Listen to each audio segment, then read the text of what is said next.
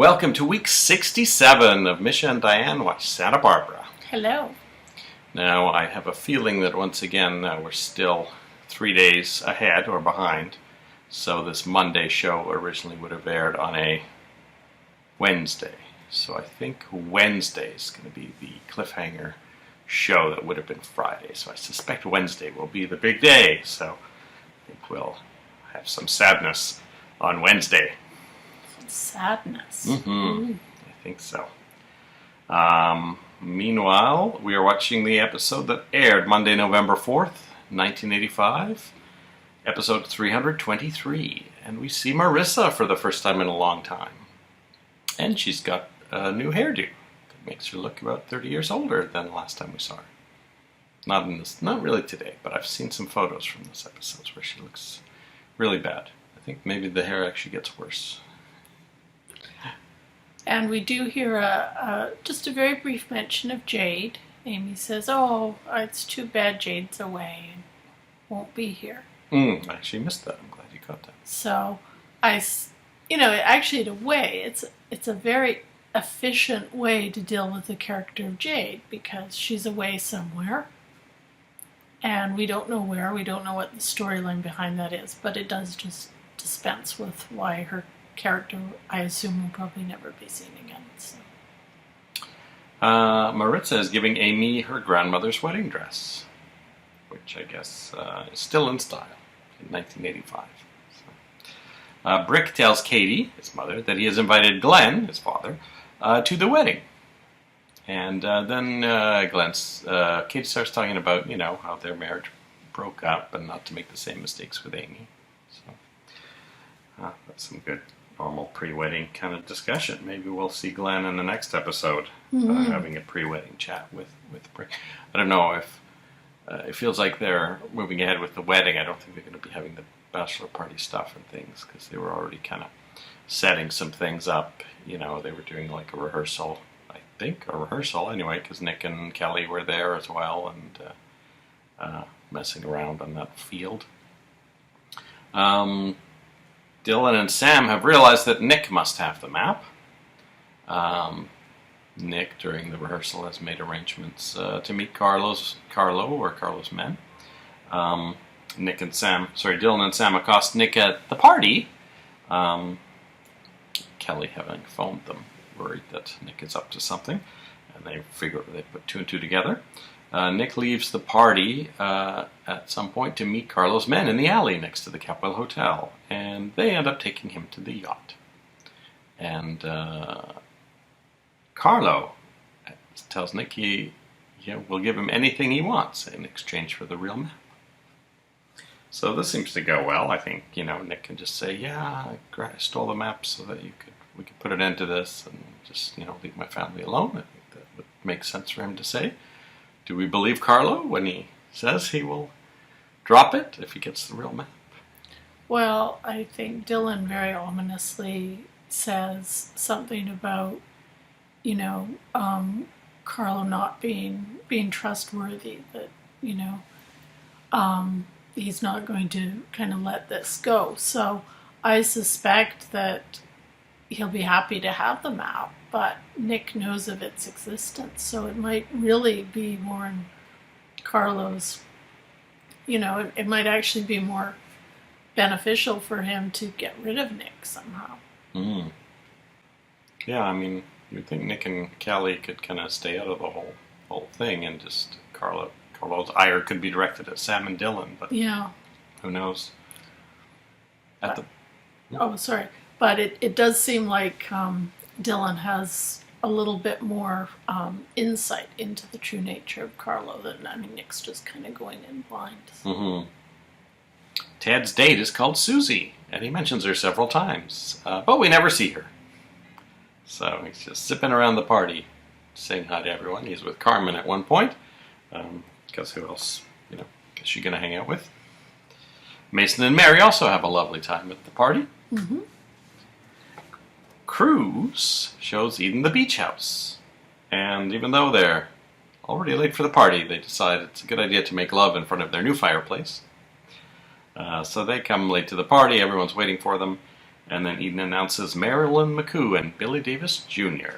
And they sing the entire song of I Believe in You and Me, which we did find was blanked out once again in our version that we had. But I did find an older one that I had snagged off the internet a few years ago.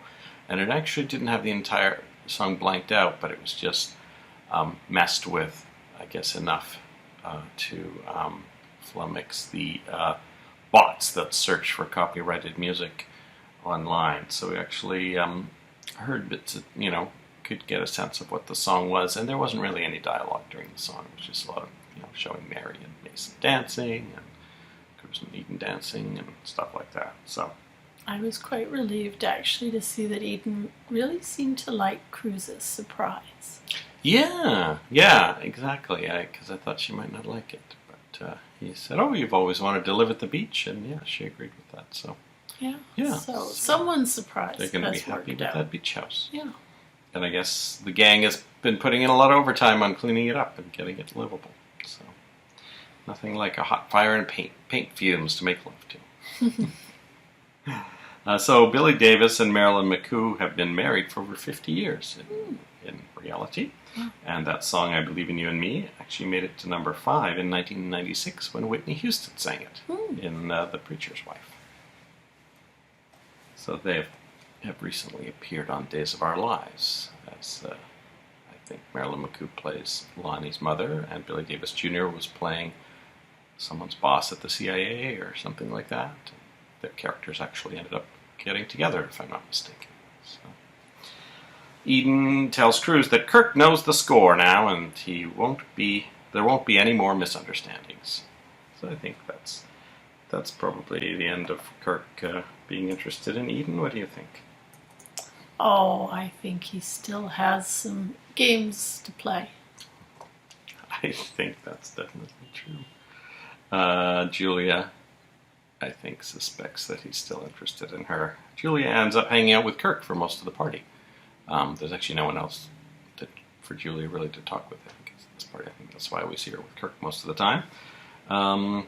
But she reveals to him that it's not just to announce Cruz's promotion, but also to announce the engagement, which seems to take Kirk by surprise. I thought everyone was, already aware of the engagement anyway. So, but he covers and tells Julie that he knew that was what the party was for. Kirk goes to talk to the commissioner, who suggests that Cruz might not accept that promotion, and maybe Kirk should talk Eden out of making such a big public announcement, in case he does turn it down. Kirk seems to know something. He seems to be very cagey here, and just tells the commissioner, it's going to be fine, just fine. So I wonder if Kirk is planning something related to this that we're not aware of. Yeah, I don't know. I mean, I guess we'll find out. He does seem to be aware that Gina is scheming about something. I mean, he's been kind of lurking around in the background when Gina's been doing her scheming, and that doesn't necessarily mean he really knows what she's up to. But they're very similar people. They're kind of on the same wavelength. He may suspect that Gina is going to pull some kind of thing that might give him an opportunity, to improvise something, if nothing else. But he does seem to have a little plan of his own as well. It could be that his plan is nothing more than he knows Cruz will turn it down and that Eden will be angry with him. Maybe that's what his whole hope is, that things will collapse between Cruz and Eden. And he can definitely play up that. He can milk that situation a bit if that does happen. When I was looking for some screenshots for one of the extras, I came across a scene with Gina and Kirk from, I think, sometime next year that looks to be quite a lot of fun. So looking forward to that. Charles Bateman appears once again as the comatose C.C. Capwell and opens his eyes at the beginning of the show. And throughout the episode, he closes and opens his eyes. So I feel like C.C. really is truly on the verge of coming out of his coma, which may thwart all of Gina's plans. Yeah, I had that thought as well, because he's not only opening his eyes, but we see him kind of blinking a bit too, so it's not just some reflexive action. He's actually seems to have a little bit of motor control beyond that. I think, did I say this before? I mean, I could imagine Gina sneaking by his bed to pull the plug, and then, like Barnabas from his coffin, Cece reaching out and grabbing Gina's throat. Yeah. So, the old nurse seems to realize at one point that she's alone in the house. Of course, Gina zips back and forth to the house several times while she's also at the party. But at the Capwell Hotel Presidential Suite, Gina sets up the alarm clock that she bought, and we find out what the purpose of it is, because she tells Brandon, "Oh, I'm going to set this up so that if you wake up in the middle of the night, you can check it and know what time it is." So clearly she is hoping that Brandon will be some sort of alibi for her. Mm. And once he's in bed, she sets the clock back 2 hours. Mm-hmm. She then returns to the Capwell house and pulls Eden's dress out of the bear, and there's actually a garment bag sitting there next to it, which is Eden's backup dress, which she has left there for some reason.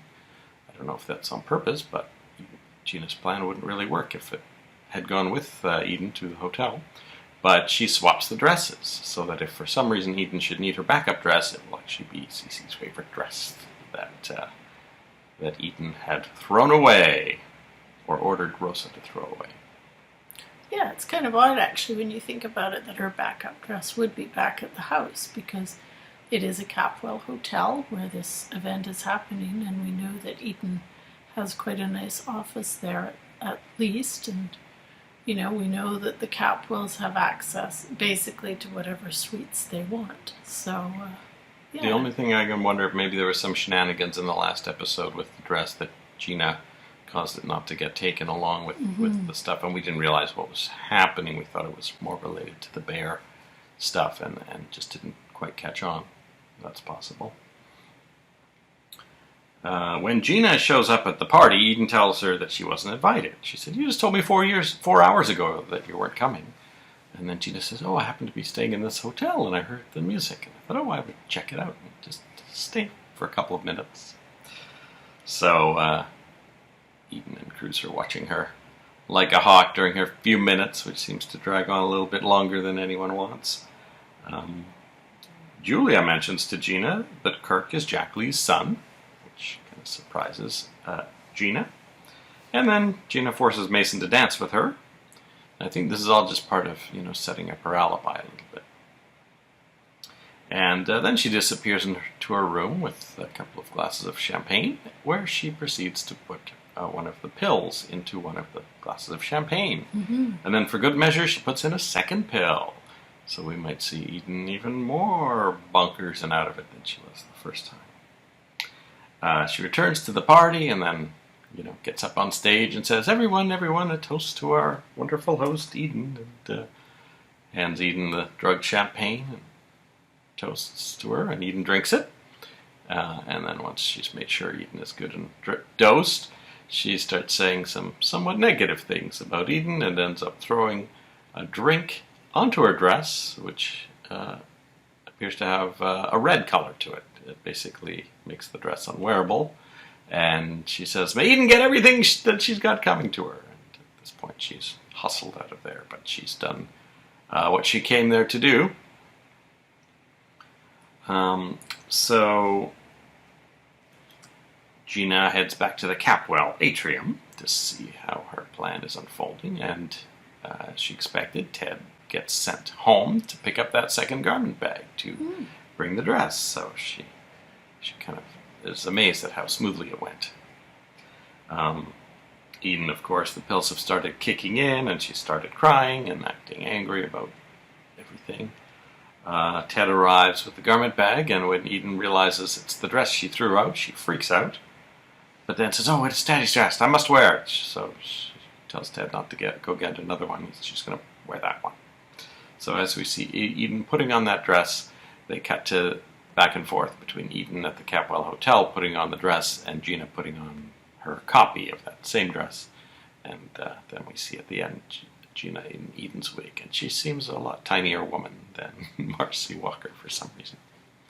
Yeah, it also made me think there is another, just another little part of this plan of Gina's, which has involved a lot of risk, really, because she's had to go somewhere and get a replica of this dress made. So there's a record of that somewhere. Really quite a trail of breadcrumbs if she does get caught out, even if everything seems to go really well. If someone like Cruz were to get suspicious and to follow up on things, there's actually quite a trail there, potentially. Mm-hmm.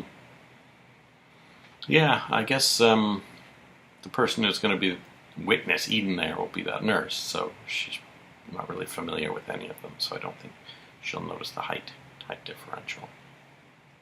So, but yeah, as I said, based on the change in the schedule, I suspect Wednesday will be the day everything goes down. So when we watch the Tuesday episode, that'll probably be involving Dylan and Sam and Kelly going to rescue Nick, I guess, and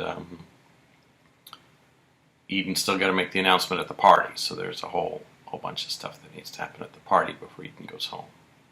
So maybe she'll freak out if Cruz turns down the job right there. I think even if Cruz doesn't want the job, he should just take it, because he can always quit in 3 months after showing Eden how terrible it's going, rather than turning it down right at the start, at the big party. But I have a feeling maybe things aren't going to go that well. Yeah, Cruz doesn't seem savvy in that way, whereas Kirk is very savvy in that way.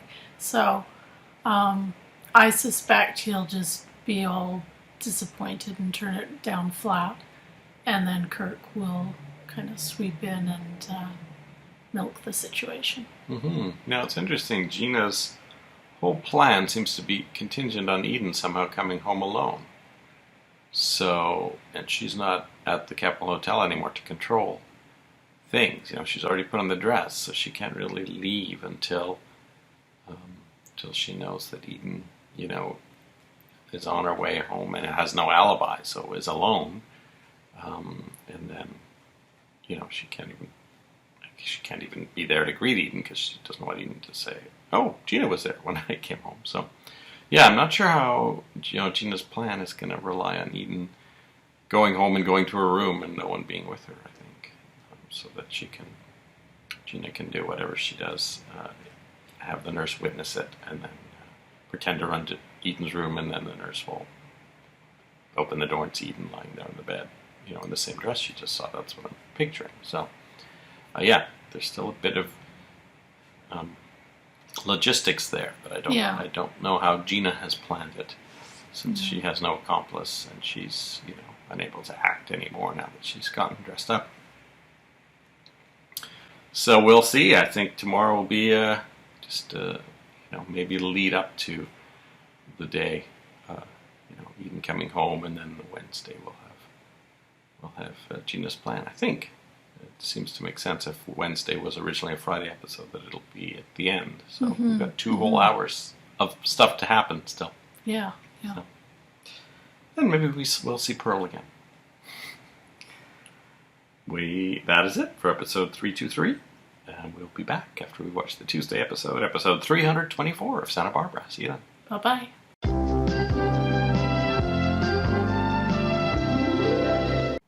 Welcome back. Hello. We've watched episode 324 of Santa Barbara, originally aired Tuesday, November 5th, 1985. And we have got the champagne from our wedding out that we never got around to drinking, so we can toast Cruz and Eden on their engagement. But first, Dylan and Sam agree that Carlo is going to kill Nick, even if he hands over the map. Nick tells Carlo he can have the map if he agrees to leave Dylan, Sam, and Janice alone. I think there's a lot of loopholes there, because he didn't really mention all the potential family members who could get killed. He should have mentioned Kelly and himself, too. Carlo agrees. He's very agreeable. Of course, when Nick leaves, Carlo tells his henchmen that once they have the map, they can do whatever they want. Nick tells Carlo to meet him in the alley behind Buzz's place with just one henchman. Because first he pretends he has the map, and then, I didn't bring it to your yacht. I was surprised that he was playing those kind of games with someone who was a killer. I felt the whole time that Nick was not playing things wisely. Yeah. I feel like things are going to go horribly wrong at some point. Sam and Dylan eventually catch up with Nick and tell him, what a bad idea it is to mess around with Carlo. But Nick manages to talk them into letting him go to the meet alone, saying, "Don't come. I promise to come alone, and I've got it all planned out." So I guess they let him go, and then a little while later, Kelly says, "I really think we should go help Nick." Yeah. So they say, "We agree, but you're staying here." So Kelly stays at the apartment, which I wonder if Carlo has sent a henchman to the apartment to kidnap Kelly. Something that would be how things usually happen when Kelly's involved. So Sam and Dylan head over to the alley behind Buzz's, which Nick Nick said, "If I don't come back in 2 hours, come to the alley behind Buzz's." I guess bury my body, I guess. So in the alley, Nick tells Carlo there are no copies, but he actually has photographed the map earlier and hidden the film in Sally's cookie jar. Now, I actually wondered about that 2-hour timeline because Buzz's is not that far away. Mm-hmm. And it would probably not take them very long to kill Nick, so... Yeah, he's going to be lying there bleeding for 2 hours. So, there happens to be one of those, oil drums on fire in the alley, like, in the movies, bums usually hang around. Mm-hmm. And Nick, as he hands the map to Carlo, holds it over the fire and says, "It's occurred to me that if I just burn the map, there'll be nothing to fight about." Yeah, a kind of stupid move, I would say, by Nick. Yeah, if they're worried that Carlo's going to kill them anyway if they hand over the map, why wouldn't he kill them anyway if he doesn't hand over the map? No. Unless Nick has another secret plan, but it doesn't involve Sam and Dylan helping, so... But Carlo, of course, has a second secret plan. He has at least one other henchman who's skulking around behind Nick, and we see him raise his gun as Nick's hand gets dangerously close to the fire. So, I just feel Nick has played this thing completely wrong. Yeah, I have to say that at this point, given how badly he's played all this, I don't have a lot of sympathy for Nick, or certainly not Dylan or Sam either, but I am concerned there will be some collateral damage from this. Mm-hmm. Most likely Kelly being kidnapped, but there's lots of other people who could be involved. Meanwhile, at the Capwell Hotel, Mason and Mary still having a good time at the party. At one point, they end up going into Eden's dressing room, where someone else is coming out. So it just seems to be a little ante-room that people can get changed in, I guess. It just seems to be non-gender specific, although the lady's kind of surprised when Mary and Mason go in there, and she says, "It's not what you think." And then Mason says, "We'll only be a little while," and they end up making out in there for a while. Julia accuses Kirk of planning the whole time for Cruz to turn down the promotion so that he can then console Eden. Kirk kind of plays it like, it's not my place to tell Eden that that Cruz might turn it down. Yeah, I thought this was kind of an odd accusation for Julia to make. We know Kirk probably has been scheming behind the scenes, but really everything that happens around this promotion is Cruz's doing of not wanting it and not necessarily handling it the best way. Well, she's a lawyer. She's trying to put pieces together. I think she really, knowing that Kirk is Jack's son, she's really fearing the worst from Kirk. Yeah. Ted introduces Susie to Eden. Susie seems like quite an intriguing person. She reminds me a little bit of Sally Taylor, actually. And she looked familiar to me. She kind of looked familiar. I didn't... we'll have to look her up to see if she's anyone. Yeah. But it turns out that her father was a friend of Cece's back in the day. And Eden freaks out when she hears Cece's name and says, "Don't mention your father's name!" While he's in a coma. And we're having a party. Mason thinks Eden's acting strangely and hands her some champagne, which Cruz promptly takes from her hand. And then she gets mad at Cruz for treating her like a kid. And after some argument, Eden decides it's best to just, Cruz tries to get her to go home, but she says, no, I planned this, surprise for you, so let's just do it. So they invert the order. Originally it was going to be the announcement of the engagement and then the promotion, but she posts the commissioner up and says, okay, just do it now. So the commissioner announces Cruz's promotion to captain, and he actually, as he's saying the word captain, Eden shouts, "Captain!" And then she says, "He accepts!" So Cruz, as you might have guessed, does not accept. He actually calls the commissioner over and says, maybe when I got a couple of gray hairs, but why are you doing this to me? You're going to saddle me behind a desk when I would, like doing the policing part of the job. So he turns it down. Eden comes up and still happy that Cruz has accepted this job, but he says, no, I had to turn it down. And she gets, as you might have guessed, especially with the help of Gina's pills, very angry with Cruz and grabs the microphone and says, "Hey everyone, we were going to announce our engagement today, but guess what? I'm never going to marry this guy." I guess champagne. So yeah, this is kind of what we thought would happen, I guess.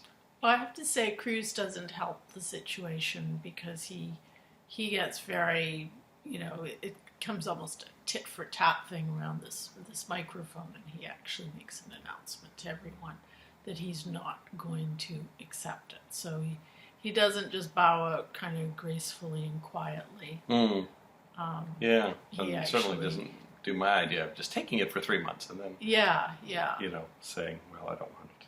So if Kurt was scheming at all, I think this probably went a lot better, from his perspective than he could have imagined, partly because of all the drama that was created, I think, unnecessarily by both Cruz and Eden. Of course, we know Eden is under the influence of Gina's narcotics, but I think Cruz could have handled it a little bit better, too. And Kirk's maybe benefited from Gina's drugging of Eden a bit. Yeah. Eden tells Cruz to get away from her, and then he keeps, trying to take her arm, and Kirk steps in and says, "Oh, I don't think the lady wants you here." And Cruz pushes Kirk away, and he ends up knocking into a waiter, and we hear a bunch of glasses go clattering. So there's another physical altercation between Cruz and Kirk. And, so that's how things are going at the party. Meanwhile, back at the house, Gina says to Cece if he's going to come out of his coma, he's got very little time to do it. Gina peeks in on the nurse. She's eating popcorn, and she's actually not watching her movie yet. We find out later. She's just watching TV and already started in on the popcorn. Gina says, "Good, in less than an hour, Cece will be dead, and everyone will blame Eden." The nurse receives a call that her mother has fallen and broken her hip, so she calls Mary at the party to come back and take over for her.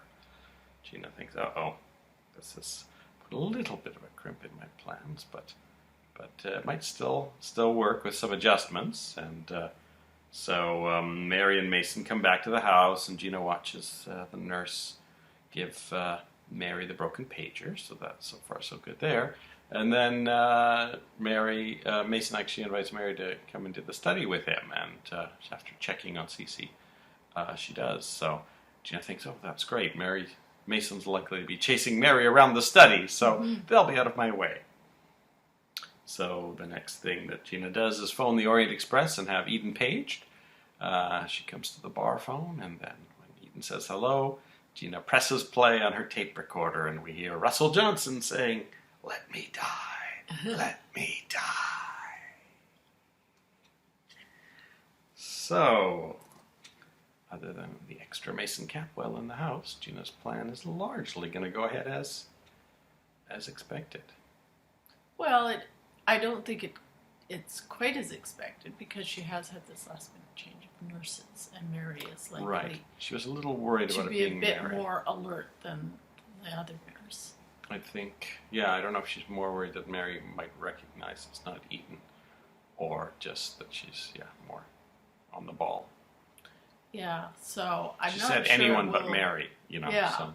I'm not sure we'll see, of course, whether it will actually go according to her plan or not. We've still got the imminent idea of power failures. That wasn't really a big thing this episode. They did talk, the nurse did mention the storm at one point, I think, again, or was looking out the window. So I think the storm will play into it when the time comes, that it'll either hinder Gina's plan or wreck it or something.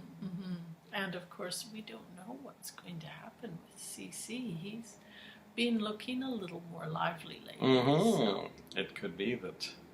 This might be when he wakes up. Yeah, I mean, maybe the storm will knock out his machines and it'll jolt him to consciousness before Gina can even pull the plug. So. Well, tomorrow's Wednesday, which originally was going to be Friday, so I think by the end of this episode, CC Capwell will die. We'll find out after we watch episode 325 of Santa Barbara. See you then. Bye-bye.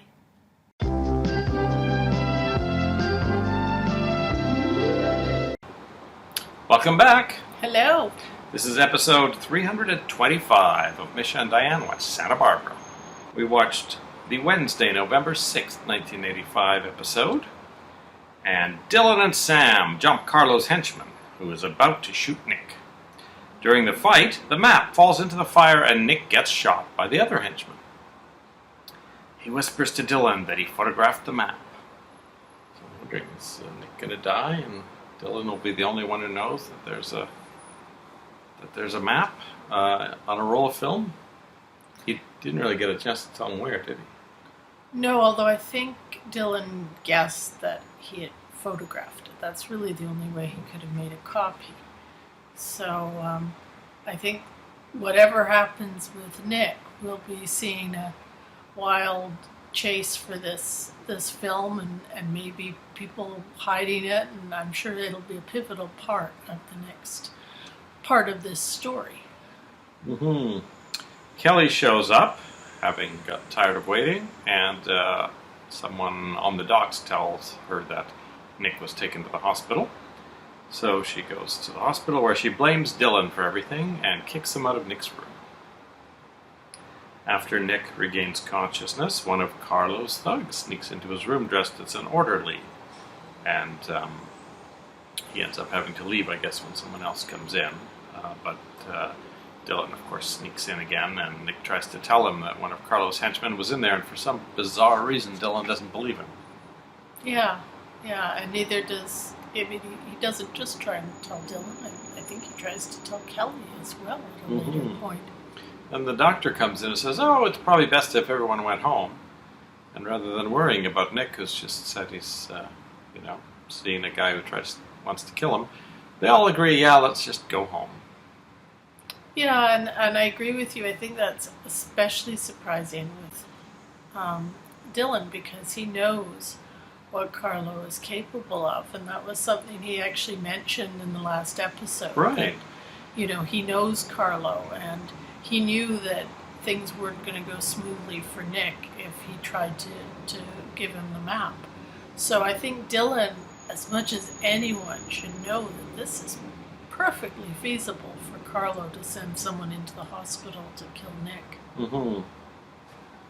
So Dylan comes back yet again, and Nick tells him that if he leaves him alone, he'll be dead by morning.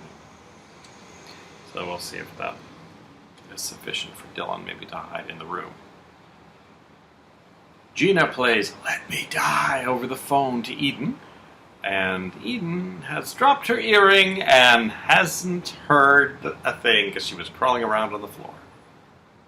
So in her flustered state, Gina doesn't think about rewinding the tape then, or she's worried maybe that Eden would hear it. So she hangs up, rewinds the tape, calls back, but the bartender says that Eden's just left.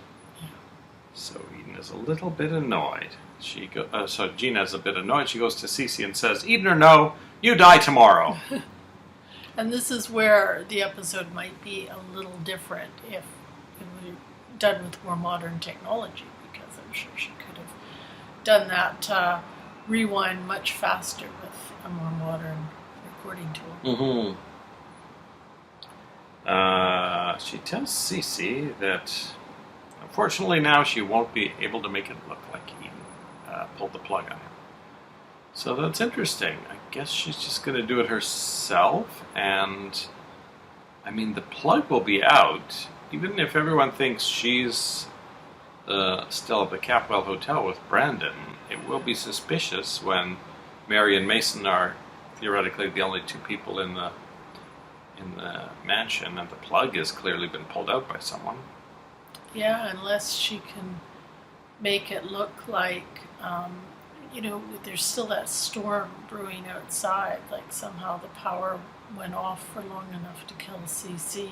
So I think for something like that to happen, remember, Mary has the wrong pager, I think. Mm-hmm. She's got the one without the batteries. So they wouldn't be necessarily notified right away if something did happen to the machine. And perhaps what Gina's thinking is she could pull out the plug, let CC die, and then maybe put it back in again. Yeah, that's a possibility. She actually is about to pull the plug when she remembers, oh wait, I have to turn off the backup system first. And she uses the hem of her dress so as not to get fingerprints on that, and she unplugs that. So step one has already been completed. The backup system is now unplugged. Julia sees Eden at the elevator at the Orient Express and sees that Eden shouldn't be driving home. She goes to get Ted. While she's gone, Kirk shows up. And Kirk ends up leaving to get Eden's coat, and the elevator finally arrives again, and Eden leaves without Kirk. He decides to try to race down the stairs, and all I can think of is Marcello racing down the stairs to stop Kelly. And next thing we know, we see Kirk and Eden in the car. I assume it's Kirk's car, so he must have caught up with her. And all through this scene, I kept, as these successive people are coming to try and keep her from driving herself home, I kept thinking, don't leave her, because she's very obviously going to just hop onto the elevator when it comes. Mm-hmm. Yeah, somewhat frustrating. I guess Julia didn't have a car, or didn't feel like leaving the party. So he drives her to the Capwell house, and during that drive she tells him that Ted and Kelly don't understand Cece. She's the only one who does. And then Kirk says that she's quite misunderstood, but he's the only one who understands her. So he's already milking that problem she and Cruz are having. Meanwhile, Mary and Mason, of course, have been necking in the study. Mason puts on some music from the olden days that they dance to, but Mary's worried that it's too loud. Mason says, oh, isn't that what your pager's for? But she says, oh, I just don't want to feel like I'm unaware of what's going on. So that may also put a crimp in Gina's plans. Mary may hear something and react without the pager going off, which it won't because the batteries are gone. Mary also says she loves a storm. And I was trying to remember. One of the Duval sisters didn't like a storm a few weeks ago, but that was Christy, I think. Cruz phones to find out if Eden has come home yet, and, Mason says, I don't know what you're worried about if she's in Kirk's capable hands. So I think Mason has even caught on that Kirk may be interested in Eden. Eden finally gets home, and she stumbles up the stairs. Kirk goes to help her, and she actually says that he's not welcome in the house, and shooes him away. She's very much running hot and cold tonight. Gina hears to her elation that Eden has come home and hides in the closet. When Eden finally comes up the stairs, Gina has the tape recorder with her. I was thinking when we were seeing Eden on the stairs, I was thinking, I wonder if Gina has the tape recorder in the closet because she could play that tape. And then, of course, it turns out that she actually does. So she plays it, and it says, "Let me die, let me die." And that was the cliffhanger. So, even if that was a Friday episode, originally, we did not get to see the plug being pulled on Cece today. So Eden herself may have actually made Gina's original plan possible again. Or at something approaching it. Mm-hmm. Well, Gina's kind of hoping that Ian's just going to pull the plug herself. Yeah. That would be great. Now, if you had perhaps watched Santa Barbara at 2 o'clock on NBC, and then at 7 p.m. watched Entertainment Tonight, you may have heard the sad news that Joel Crothers died today. Aww. So this is literally less than 2 months, I think, since he left Santa Barbara. So it was pretty quick. Well, he certainly did not look very well at all in the last episode he was in, and I think that's something we actually talked about at the time, that he had obviously lost a great deal of weight, and just didn't, seem to have the same spark. And I don't think he was really in. I think at the time, we'd probably have to go back and look at those podcasts, but we were surmising that they'd probably rewritten a lot of the scenes he was supposed to be in. Mm-hmm. And as was the fashion of the time, his cause of death was listed as pneumonia. So I think people who were dying of AIDS at that time, either their families or even their hospitals and doctors, were covering up the real cause. We had just finished watching It's a Sin, as we had Amazon. We did the 1 month free trial and binged through a ton of shows, and we just watched It's a Sin, which overlaps 1984 and 1985, the period that the Santa Barbaras we've been watching has been in. So it really was a good reminder of the fear of that time, because of the very unknown nature of the disease and how contagious it was. I mean, I remember there was a big deal about Linda Evans kissing Rock Hudson on Dynasty, which I believe she purposely did to help reduce the stigma, for other people who were, still extremely scared. So that's Wednesday, November 6th, 1985. And we'll be back after we've watched episode 326. We'll see you then. Bye-bye.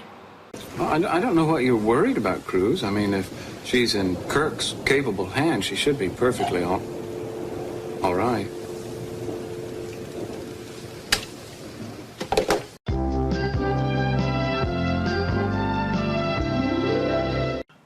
Welcome back. Hello.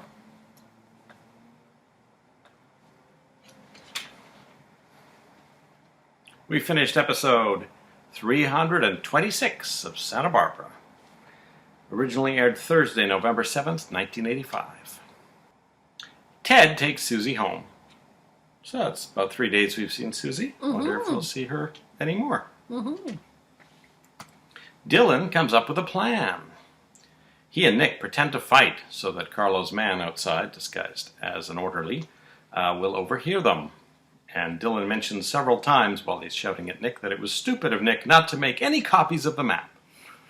Then Dylan follows Carlo's man to make sure he reports back to Carlo, and he says that the guy went for dinner and went for drinks. He's not in any hurry to bring the bad news to Carlo, which they think is good because that means that he bought it. And this shows that, contrary to what we were thinking in the last podcast, that Dylan actually was taking Nick's fears about the hospital being stalked by one of Carlo's men. He was actually taking that seriously. That's good. Yeah. Cruz tells Julia that he should have turned down that promotion later on and not live at the party, which is kind of what we said, even before it happened. Yeah. And also mentions that Kirk is after Eden. Julia isn't too concerned about Kirk, but says probably it's for the best if Cruz marries Eden as soon as possible. Cruz puts out an APB on Kirk's car because as he's phoning around trying to find Eden, no one has seen her. When he finds out that Nick is shot, he heads straight for the hospital and spends some time with Nick and Dylan, and then he then gets a call that he needs to investigate a robbery, so he actually can't go straight home either. He has to go out on another call. Gina plays Let Me Die as as Eden enters Cece's room. Cece's eyes shoot open. Sophia comes along, but she leaves without coming in. Gina hopes that Eden will pull the plug so she doesn't have to. This would actually be perfect for Gina if Eden just did it. Yeah. Eden gets down on her knees next to the bed, reaches for the plug, and loses consciousness. Oh, Gina, you shouldn't have put that second pill in Eden's drink. Yeah. It's your own fault. So, Gina's contemplating what to do. She kneels next to Eden and suddenly realizes Cece's eyes are right on her. Cece's looking at the side of his eyes. Yeah. So this is kind of very scary look on Charles Bateman's face. Gina says, "Your eyes, they followed me. Can you see me? I'm not doing anything. Stop looking at me, stop it." Then she decides to take Eden's hand, reach it up to the plug, wrap Eden's fingers around the plug, and pull the plug. So now the plug is pulled and Eden's fingerprints are on it. And the alarms go off immediately. And somehow Gina realizes that she can't go out the front door. Possibly because she hears Kirk calling for Eden, that he's coming up. So Gina tries to get out the window, but it's stuck. So she has to hide in the closet again. And of course, the jig would be completely up if they not only saw her there when she's supposed to be at the Capitol Hotel, but disguised as Eden, which makes it really obvious that she's up to something. Kirk walks in and determines that Cece's heart has stopped. So Cece Capwell is dead. Got someone else for our Santa Barbara cemetery. He decides he has to protect Eden. There's no reason they should both die, Cece and Eden. And he realizes he can't go into the hallway because the nurse is probably on her way up. He doesn't realize it's going to be Mary, but he tries the window and it's jammed as well, but he forces it and gets it open, picks up Eden and carries her to the window and gets her out onto the roof and away from prying eyes. Then Gina realizes she too can't actually get out the door, so she'll have to go out the window too. So she has to wait for Kirk and Eden to be out of sight and gets into the windowsill and then realizes that it won't help if no one thinks Eden did it. So she realizes she has to time things so that someone walks in just as she's exiting and can say, "Oh yes, I saw Eden climb out the window." Back at the Orient Express, Dr. Reston tells Julia that Eden's behavior could have been caused by a drug interaction based on the small amount of alcohol that Julia said that Eden consumed. And you can see the wheels in Julia's mind kind of turning at this. I think that will maybe get her thinking that there's been a bit of skullduggery involved. Well, I mean, I think she currently just assumes Eden is taking some medication, but I think when she talks to Cruz and finds out that Eden is not on anything, then that'll be, I think, the first piece of evidence against, maybe not against Gina, but that something's wrong. Well, didn't Gina hide those pills in a drawer somewhere too? So they could actually be found too. Well, and they can also think about who handed the drink to Eden as well. That's right. So there's already 2, potentially 3 things against Gina already out there. But wait, there's more. While he's at it, Dr. Reston asks Julia to go for a drink with him, and she says it's really late, so he asks her out at another time, and she agrees. So I guess with Jack Stanfield Lee out of the picture, I think maybe Dr. Reston is going to be a replacement as a love interest for Julia. Yeah. And then before they can discuss it any further, he gets an emergency call that Cece Capwell's alarms have just gone off.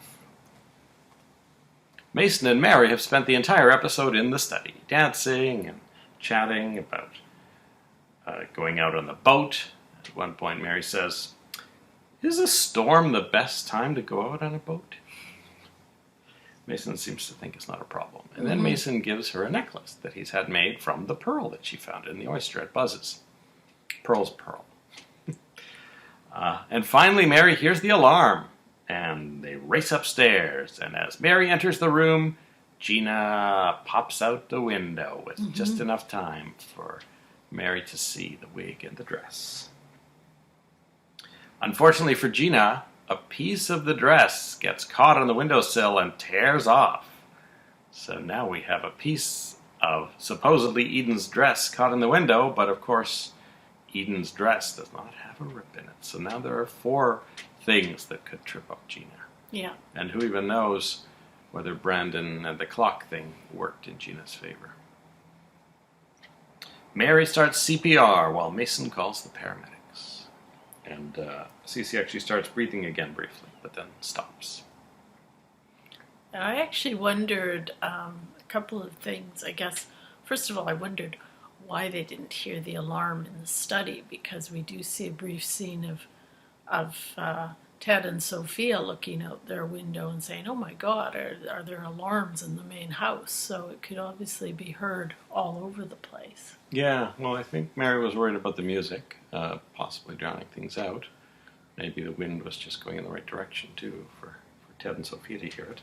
Ted has stopped by the guest house because a package has arrived for Sophia. Mm-hmm. And then when she opens it, she says, "Oh, this is actually a book I got for you because you love jazz so much." So this is a new thing about Ted, and I'm wondering if this will tie into my memory that he works at a radio station at some point. I also wondered, kind of getting back to the Mary and Mason thing, if in real life Mary would be in much more trouble if she'd be found liable in some way, or legally sort of legally responsible for the situation with CC, because she's really not on duty when she's supposed to be. Well, I think she has the beeper. I think that's been the thing, that you can be anywhere in the house you want as long as you've got the beeper with you. And Mason tries to give her some champagne at one point, but she says, "I'm on duty." So. Yeah. Then she mentions that alcohol doesn't really work properly on her, because one time she got really drunk and it turned out it was just seltzer water. So Ted is still not entirely forgiven Sophia, or even at all, because he brings up the fact that he's very annoyed that she cheated on Cece and lied about Channing's parentage for all those years. So I don't think they move forward in Ted forgiving her at all. No, I don't think so. And then Ted also breaks the news to Sophia that Cruz and Eden called off their engagement, because Sophia's really happy and assuming that Cruz and Eden are having a nice evening at the beach house. Then they end up looking out the window at the mansion in the storm, and Sophia says the mansion looks beautiful in the storm. And Ted says, "It's not a home anymore. Everybody hates everybody. What kind of family is that?" Then they end up going out the front door, and that's when they hear Cece's alarm. And Ted looks up at Cece's room and says, "Oh, the window's open."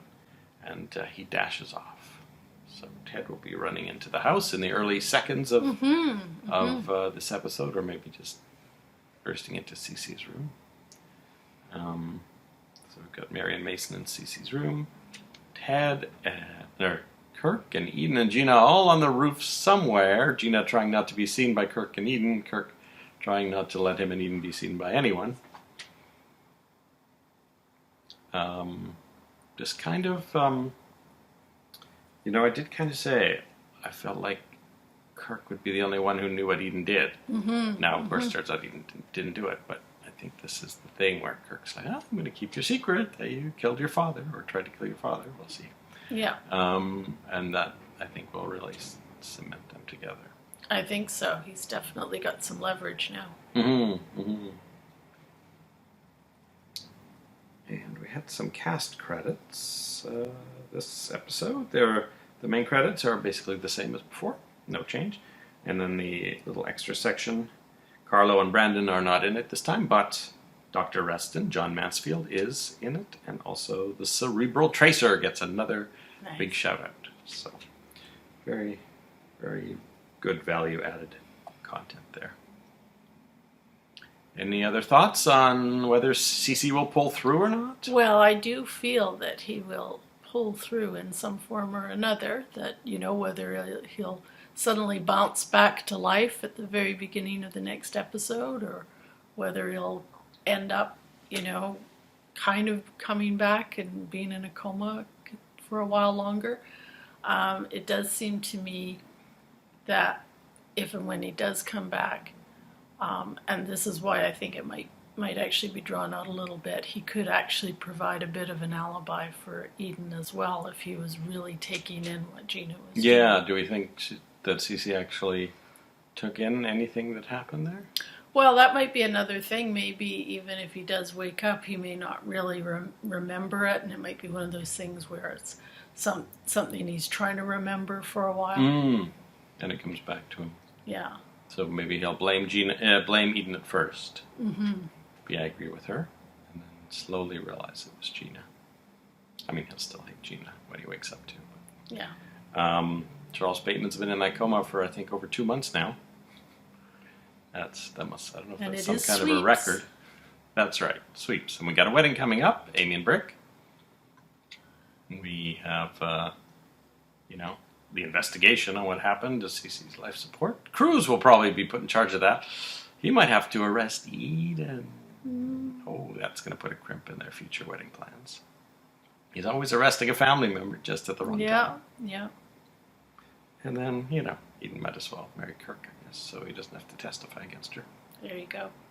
So that will add several years to the delay in Cruz and Eden's wedding. So you have to put that 19-year-old champagne back in... No, 20-year-old? 19-year-old champagne back in the fridge or wherever we had it. We had it over the stove for quite a few years. But now we're in the new place, as you may have been able to see since Friday. So trying to give some good new angles. And of course, all our lighting here is different. And we haven't actually set anything up specifically for the podcast. We're just relying on random lights, or if we're facing the other way, sunlight, which is pretty amazing, actually.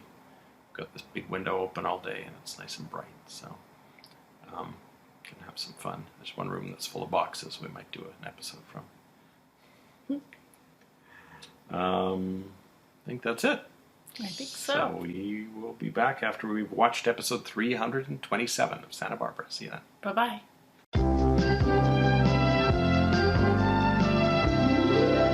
Daddy always said, yes, he said that I would make the money and you would supply the drama. Welcome back. Hello. We finished episode 327 of Santa Barbara. Originally aired Friday, November 8th, 1985. Ted and Sophia arrive to find Mason doing chest compressions on Cece.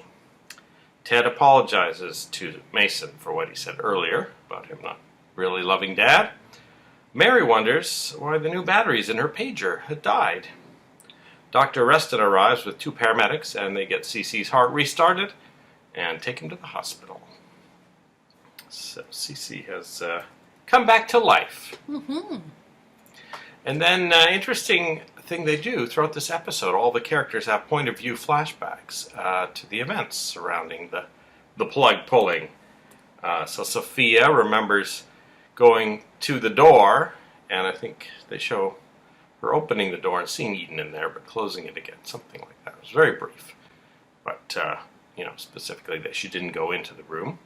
And then Gina remembers pulling the plug using Eden's hand, and Cece staring at her. Kirk remembers arriving and finding Eden next to Cece's bed. Gina remembers watching from the closet as Kirk carries Eden to the window. Mary remembers entering the room to see Gina disguised as Eden leaving through the window. So that was an interesting way of reenacting the previous episode for people who missed it. It's interesting camera work as well, and also it gives kind of an interesting perspective on some of these sets as well. Mm-hmm. We saw a lot of the parquet floor from, I think Mason Mason remembered answering the phone or something at one point, I believe. And we saw a lot of looking down at the parquet floor of Cece's room. So that's something I hadn't expected. I don't think we've ever seen the floors of anything but the atrium, really. Mm-hmm. Augusta and Lionel are having a wonderful evening, reminiscing about their trip to Europe and talking about future trips. Mm-hmm. When Julia arrives to tell them that when she was at the Orient Express with Dr. Reston, he got an alert that Cece's alarm had gone off. And Augusta wonders if Cece is dead. Lionel, of course, immediately tries to call Sophia, then decides, I better just go over there. So Augusta's not too happy about that.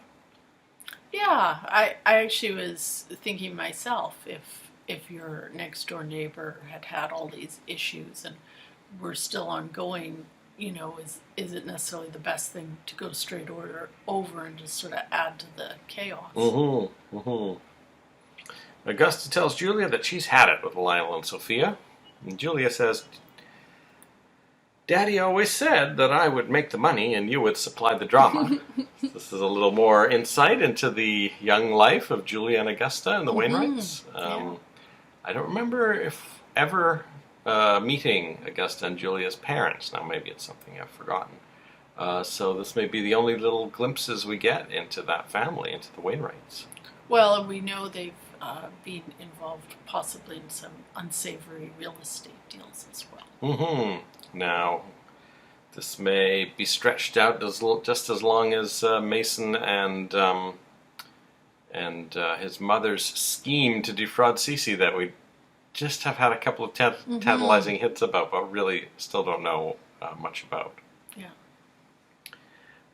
Julia says to Augusta, do you honestly think that he sees Sophia on the sly every time he leaves the house? Mm-hmm. Augusta says, no, sometimes he visits Brandon on the sly. Kirk takes Eden to his apartment, and as she regains consciousness, tells her that no one saw them at the Capwell mansion or arriving at Kirk's apartment, so they can just tell everyone they went straight from the Capwell Hotel to Kirk's apartment. Now, Eden is going in and out of consciousness here, so I don't know how much she's actually taking in, if she even knows what's going on. Mm-hmm. Maybe her telling her all these things while she's in that state is kind of hypnotizing her to remember things incorrectly when she does wake up. I expect she'll be quite confused, but she's still under the effects of Gina's drugs at this point, I would think. Mm-hmm. And Kirk tells Eden he's the only one who can protect her, not Cruz, not your dad. Yeah, this seems to be an attempt of Kirk's to maybe implant some suggestions in there as well. Mm-hmm, yeah, I don't know if he's actively thinking that, but, maybe he's hoping that this will lead to him and Eden being a couple, as he clearly wants. Gina is upset at what she's done. She's in the car, still wearing the wig and dress, and takes off as the emergency vehicles arrive. She returns to the Capwell Hotel, but then realizes that she had forgotten to pack a spare set of clothes for herself, that she's still dressed as Eden. She does take off the wig, but she's actually wearing a copy of Eden's dress. So she's got to make her way through the Capwell Hotel, up the elevator, into the room without being spotted. And apparently she manages that after a couple of false starts. We see her in the stairwell peeking out at one point. But Brandon wakes up before she's taken the dress off. She's really quite flustered, because you'd think that'd be the first thing she'd do. But she spends a lot of time wringing her hands about what's happened. And Brandon immediately comments on the dress. So now, instead of being a witness for her defense, he's now a potential prosecution witness. She says, I just couldn't sleep, and I started trying on these old dresses I had. Which is weird, because you're at a hotel. Why would you bring your old dresses with you? If Brandon says that to Cruz, I think he'll immediately be suspicious. But Gina, at one point was thinking, should I call off the rest of the plan? But she decides no, to go ahead with it. And part of that is to have Brandon really look at the clock that's been dummied to give her an alibi. And she reiterates several times it's 12 minutes after 10, gets him to read the clock, and, under the auspices of teaching him to tell time properly. So she really drills it into him that it's 12 minutes after 10. And then sends him back to bed.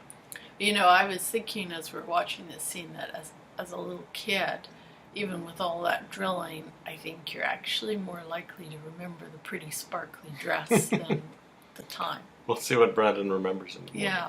Brandon is once again being played by Brandon Call. So we've had 3 days of David Zebulon playing him, and those are the only 3 days that David Zebulon appears as Brandon. And according to IMDb, I can't find any other credits at all for David Zebulon. So I don't know, maybe he was some NBC executive's kid who just happened to be fill in or something. I don't see that he ever acted again, and can't find actually anything in his biography. So this week's spotlight on David Zebulon is going to be fairly thin and just rely on some still photos of him as Brandon. Yeah. So yeah, Brandon calls back, who will be Brandon for a while. When Lionel does arrive at the mansion, Mason says to him that Cece's not dead yet. Lionel counters that he's hoping Cece survived. Sophia tells Lionel, we put him there, talking about the strain of finding out about their relationship and Channing triggering the initial collapse. Mason and Mary discover that the time of Cece's attack appears on the monitor's paper readout. 12 minutes after 10. So this time is going to be probably playing an important role in the next few weeks as Cruz investigates exactly what happened that night. Before you arrest Eden, or even after you arrest Eden, I assume he'll keep investigating. Mason and Mary tell Ted and Sophia that the plug was deliberately pulled, and of course Sophia immediately thinks of Eden. Doesn't tell anyone, of course, and later she spots the torn fabric in the window and thinks, oh, this is from Eden's favorite dress, or Cece's favorite dress of Eden's. She goes to the beach house, can't find Eden, but as she's shouting for Eden, she shouts something like, I'll cover for you. So this is actually interesting because it'll be Eden and Kirk. Sophia and Kirk both trying to be on Eden's side. So I don't know if Eden will. This will be some way of having some reconciliation with Sophia. But definitely, this is going to be a wedge between Eden and Cruz, I think. I think so, yeah. But I think that torn dress is going to be an important feature in the upcoming investigation. So now Gina's stuck with the torn dress. Eden is wearing a non-torn dress wherever she is. I wonder if Kirk will burn the dress or something, and this will actually benefit Gina, because as long as Gina burns the other dress, presumably the fabric is close enough that everyone will just assume it's from Eden's dress. Although maybe Kirk will keep the dress as potential leverage against Eden in some way. Oh, I think he still wants to marry her, so I think he might keep that dress and say, well, I'll have to, guess if we're not married, I might have to give up this dress if I'm ever subpoenaed. So yeah, I think Kirk will keep the dress, but Gina still has to find a way to get rid of her dress. She can't just throw it in the garbage at the Capwell Hotel. I don't think someone will definitely notice that, so she's gonna have to. Now she has the dress on her. She's got to come back to the Capwell house at some point, which will be crawling with police. So she probably needs to. Hey, wasn't there behind Buzz's place when Carlo and Nick were meeting? There was this barrel of flame, right? Maybe we will see Gina there tomorrow throwing the dress into that same barrel where the map got burned. It is a surprisingly tricky proposition because right now ourselves we're going through a lot of old linens and stuff, and some things just aren't very good and are not good enough for donating. They're torn or stained or whatever, and you got to throw them out.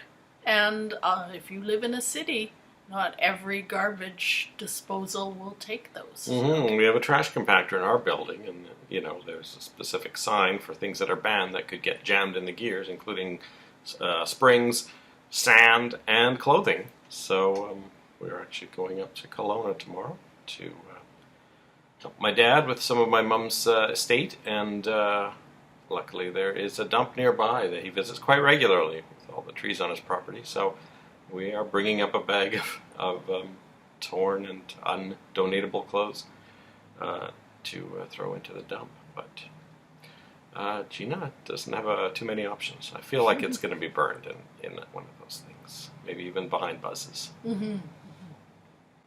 Well, Warren shows up in the dying minutes of the episode. He happens to notice his dad, Lionel, is hanging out on the front porch, on the front step of the Lockridge, I want to say, mansion. And Lionel has been reticent to come in and face Augusta because he knows, obviously, that running over to see Sophia was not something that Augusta will let him forget.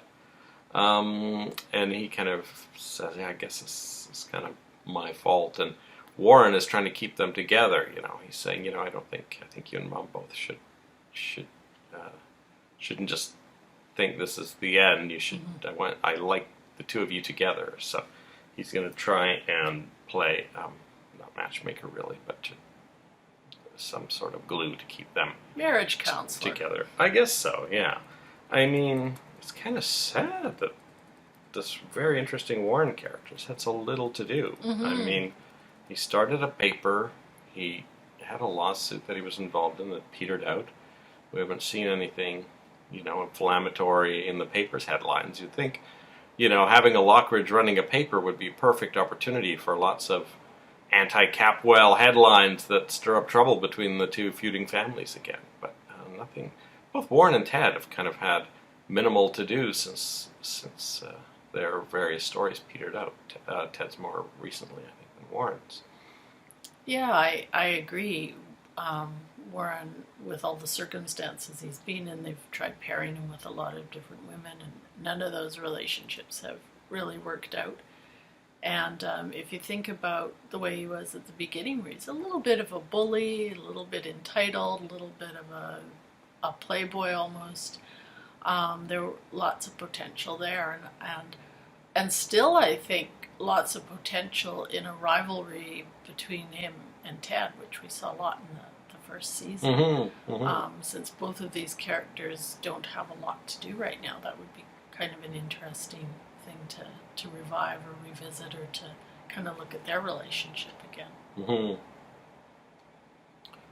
And that's about it for this episode. This originally wouldn't have been a Friday episode. It would have been a Tuesday episode. So that's why it was exciting. But it didn't really end with a cliffhanger or anything. But there are a lot of questions hanging in the air anyway. So.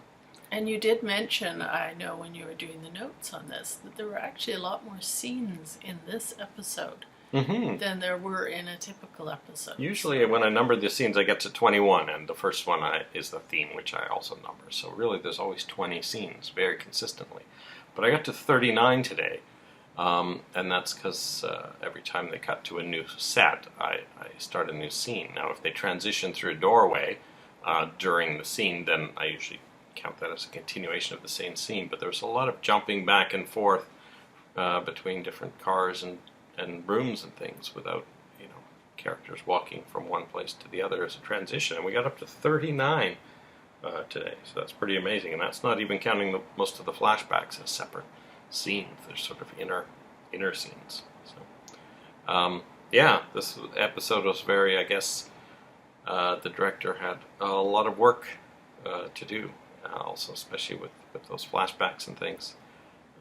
So, pretty impressive. It's maybe the kind of thing they submit for a director's Emmy reel. I don't know. Yeah, I think it was a very technically complex episode. Maybe not story-wise one of the more suspenseful ones, or with a lot of revelations or anything like that, but technically had a lot of complexity to it. And maybe they needed something like this to kind of set up a lot of elements of the story as they're laying out the groundwork for whatever is going to happen with the CC storyline and Eden. Mm-hmm. One thing I do like, which I guess I just realized, is I do like the fact that since the Lockridges and Capwells live next door to each other, I like when they keep popping over to visit each other, especially since they hate each other. So.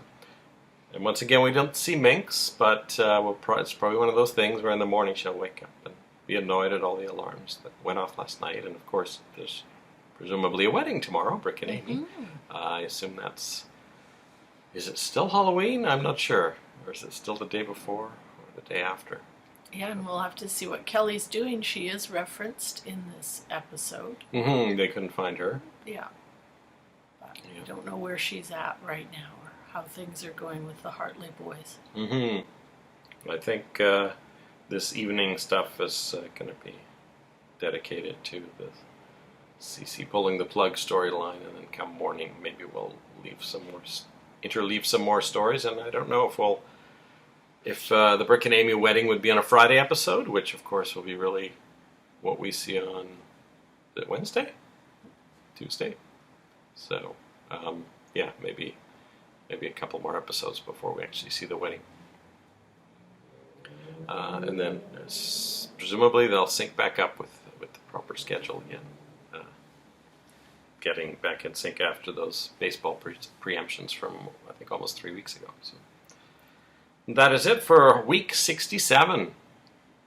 And we'll be back, presumably from Kelowna, with week 68 as we watch episode 328 of Santa Barbara. See you then. Bye-bye. Let me die. Let me die. Let me die. Let me die.